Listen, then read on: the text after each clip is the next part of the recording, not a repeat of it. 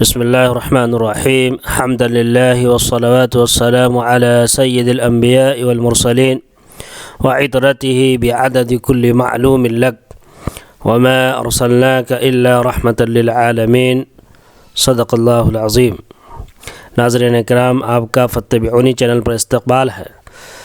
آج میں آپ کے سامنے احد کی لڑائی کا بقیہ حصہ لے کر حاضر ہوا ہوں۔ اس سے پہلے احد کی لڑائی کے سلسلے میں کچھ باتیں اس سے گزشتہ پچھلی ویڈیو میں آ چکی ہے، تو چلیے آج کا سبق اور آج کی باتیں شروع کرتے ہیں۔ سوال: احد کی لڑائی میں کتنے مسلمان شہید ہوئے؟ جواب: احد کی لڑائی میں 70 مسلمان شہید ہوئے۔ سوال: احد کی لڑائی میں جو بہادر عورتیں شریک تھیں، کسی 3 کا نام بتائیں۔ جواب: حضرت فاطمہ رضی اللہ عنہ، حضرت عائشہ رضی اللہ عنہ، حضرت سلیط رضی اللہ عنہ۔ سوال: مدینہ کے پہلے امام اور مبلغ کا نام بتائیں۔ جواب: حضرت مصعب بن عمیر رضی اللہ عنہ۔ سوال: حضرت مصعب بن عمیر رضی اللہ عنہ کے جنازے میں کیا بات پیش آئی؟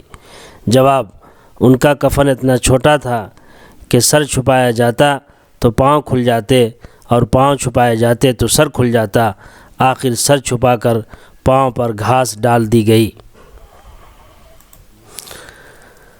سوال: احد کی لڑائی میں مسلمانوں کو بڑا نقصان پہنچا، مگر جنگی نقطہ نظر سے شکست ناتمام رہی، یعنی نقصان تو ہوا لیکن شکست نہیں ہوئی۔ جواب: ہاں۔ سوال: زخموں سے چور ہونے کے باوجود 70 صحابہ رضی اللہ عنہ کے ساتھ آپ صلی اللہ علیہ وسلم نے ابو سفیان کا پیچھا کیا۔ جواب: ہاں۔ اس میں نقصان بھی اٹھانا پڑا، 70 صحابہ شہید بھی ہوئے، لیکن اس کے باوجود اور اسی جنگ میں آپ صلی اللہ علیہ وسلم کے دندان مبارک بھی شہید ہوئے، لیکن اس کے باوجود آپ صلی اللہ علیہ وسلم نے ابو سفیان کا پیچھا کیا۔ سوال: ابو سفیان دوبارہ حملہ کرنا چاہ رہا تھا، مگر خزاعہ کے رئیس معبد کے یہ کہنے پر کہ محمد صلی اللہ علیہ وسلم پوری تیاری کے ساتھ آ رہے ہیں، واپس چلا گیا۔ جواب: ہاں۔ آئیے یہ الفاظ کو خالی جگہ میں بھرنا ہے۔ بنی قینقاع، بنی نذیر، بنی قریظہ، قرظوں، بے رحمی، مقرر۔ بنی قینقاع، بنی نذیر، بنی قریظہ، یہ سب یہودی کے قبیلوں کے نام ہیں۔ یہودیوں کا ایک قبیلہ بنی قینقاع سونے چاندی اور سوناری کا کام کرتا تھا، دوسرا قبیلہ بنی نذیر تھا، اور تیسرا بنی قریظہ تھا۔ ساری آبادی ان کے قرضوں سے زیر بار تھی، اس لیے بڑی بے رحمی سے سود کی بڑی بڑی شرحیں مقرر کرتے تھے۔ یہ ان کا کام تھا۔ یہودی جو قبائل تھے، بنی قینقاع، بنی نذیر اور بنی قریظہ، ساہوکار تھے، بزنس مین تھے، تجارت تھی، اور ان کی کوٹھیاں حجاز سے شام تک جو ہے پھیلی ہوئی تھی، تجارتی کوٹھیاں۔ اس سے پہلے یہ باتیں آ چکی ہیں، اور اس طرح سے یہ لوگوں پر بے رحمی کے ساتھ سود کی بڑی بڑی شرحیں مقرر کرتے تھے۔ سبق نمبر 17 با، اس سے پہلے الف آ چکا ہے۔ یہودی خطرے کو مٹانا۔ سوال: جب اسلام مکے سے مدینے آیا تو یہودی خوش تھے، کیونکہ اسلام جو کچھ کہتا تھا وہ سب ان کی کتابوں میں تھا۔ جواب: ہاں۔ سوال: مدینے میں یہودیوں نے شروع میں اس امید سے معاہدہ کیا کہ عربوں کی یہ نئی طاقت یہودیوں میں جذب ہو جائے گی۔ جواب: ہاں، یعنی اس میں مل جائے گی، اس میں گھل مل کر کے وہ یہودیوں کا حصہ بن جائے گی، اور انہی کے اشاروں پر چلے گی۔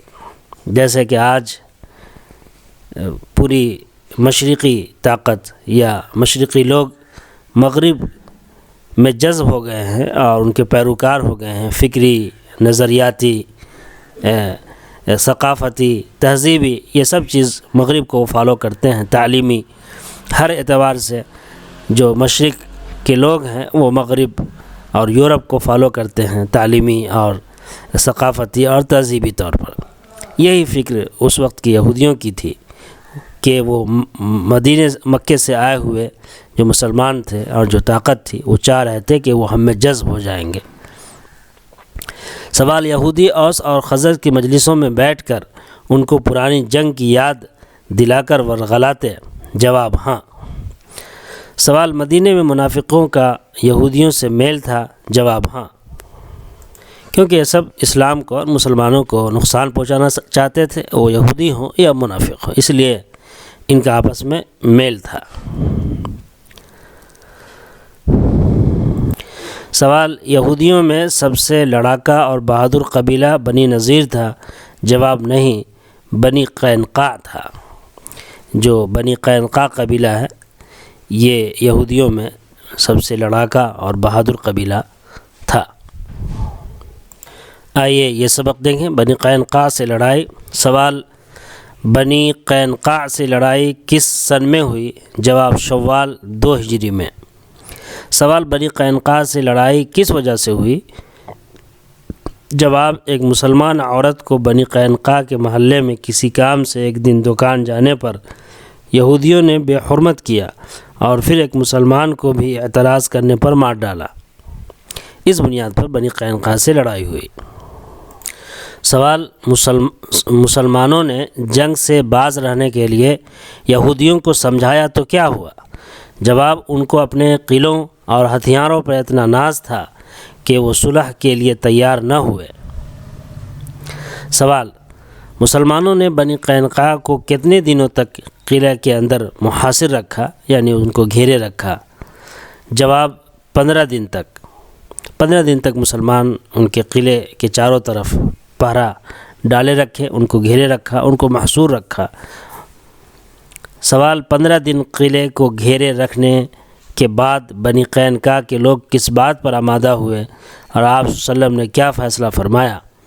جواب، بنی قینقاع کے لوگ اس بات پر آمادہ ہوئے کہ آپ صلی اللہ علیہ وسلم جو فیصلہ فرما دے وہ انہیں منظور ہے۔ آپ صلی اللہ علیہ وسلم نے یہ فیصلہ فرمایا کہ وہ لوگ مدینہ چھوڑ کر کہیں چلے جائیں، لہٰذا وہ سب اپنی ساری زمین اور جائیداد چھوڑ کر شام چلے گئے۔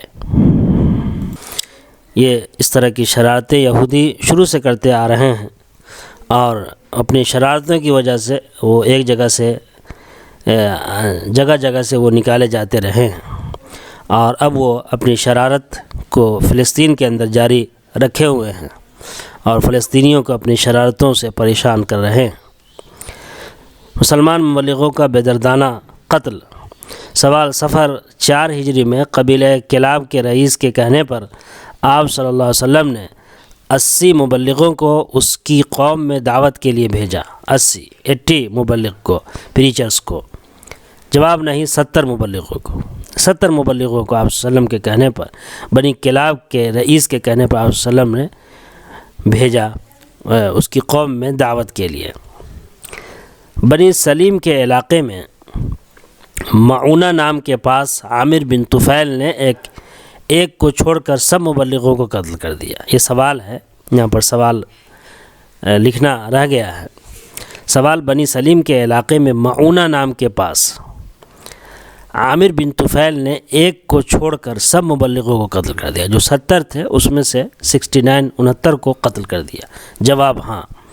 سوال، 70 مبلغوں میں سے جو ایک بچ گئے تھے وہ عمر بن امیہ تھے، عمر بن امیہ تھے۔ جواب، ہاں۔ سوال، عزل اور قارہ کے چند آدمی کے کہنے پر آپ صلی اللہ علیہ وسلم نے 10 مبلغ کو ان کے ساتھ بھیجا۔ جواب، ہاں۔ یہ اس کی جو تفصیل ہے وہ جب تفصیلی طور پر ہم سیرت کو پیش کریں گے وہاں پر آپ کے سامنے وہ باتیں آئیں گی۔ سوال، بنی لحیان کے 200 تیر اندازوں نے رجیع کے مقام پر گھیر کر 8 صحابہ کو شہید کر دیا۔ جواب، ہاں۔ سوال، حضرت خبیب اور حضرت زید رضی اللہ عنہ کو بنی لحیان کے لوگوں نے کیا کیا؟ جواب، مکے لے جا کر قریش کے ہاتھ بیچ ڈالا۔ سوال، حضرت خبیب کو کس نے خریدا اور خرید کر کیا کیا؟ جواب، حارث بن عامر کے لڑکوں نے، جسے حضرت خبیب نے احد کی لڑائی میں مارا تھا، خرید کر باب کے بدلے ان کو سولی دے دی۔ سوال، حضرت خبیب کی زبان پر سولی کے وقت کون سے اشعار تھے؟ جواب: جب میں اسلام کی راہ میں مارا جا رہا ہوں تو مجھے اس کی کوئی پرواہ نہیں کہ میں